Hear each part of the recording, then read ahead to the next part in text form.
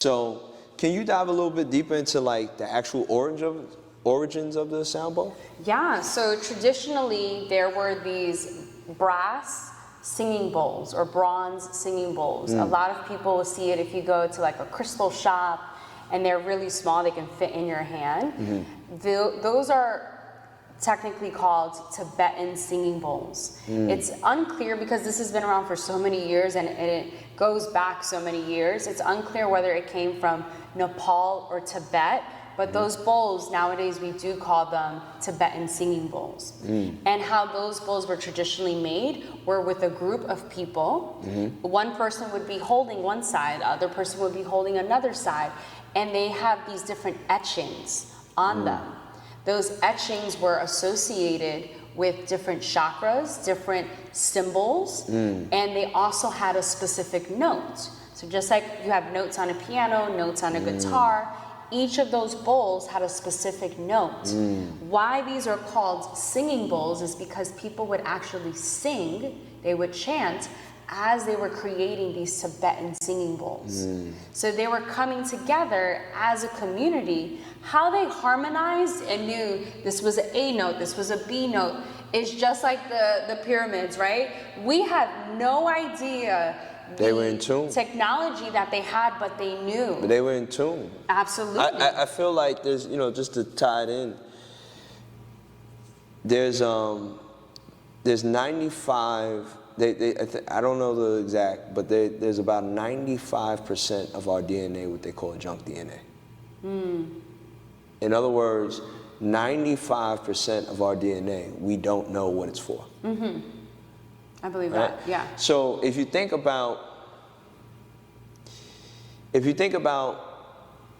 we're living longer, but we have a lot of diseases. We have a lot of different things that make us sick, and we have a lot of things that keep us alive while being sick.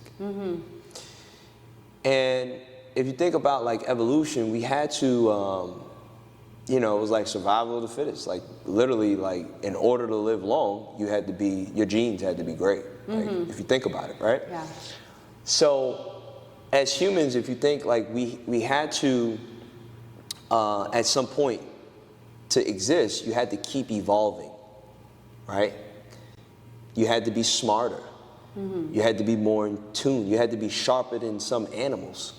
Like think about surviving, think about knowing where to go get fish, and think about like all of these different things, like farmers, for example. Like farmers are super intelligent. Like if you think about a farmer that actually just relies on like, they need to know where to go to crop food and all that stuff. Yeah. So there's just so much things that when you look at back in ancient times, and even in modern day society in certain places of the world, where like you're watching how advanced we are.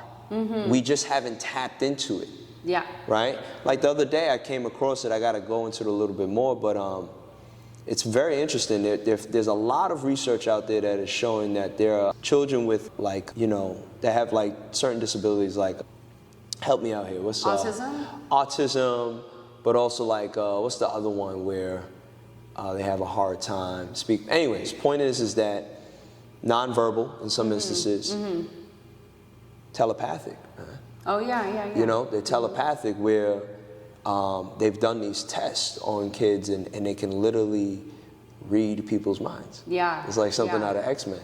And it's beautiful to watch, because I've always been the person that has looked at people that are so-called different, and then I pay attention to them, and I'm looking at like, well, we're saying that they're different because they are interacting with their environment around them differently than you. But they're probably interacting with something that you can't see either. Yeah.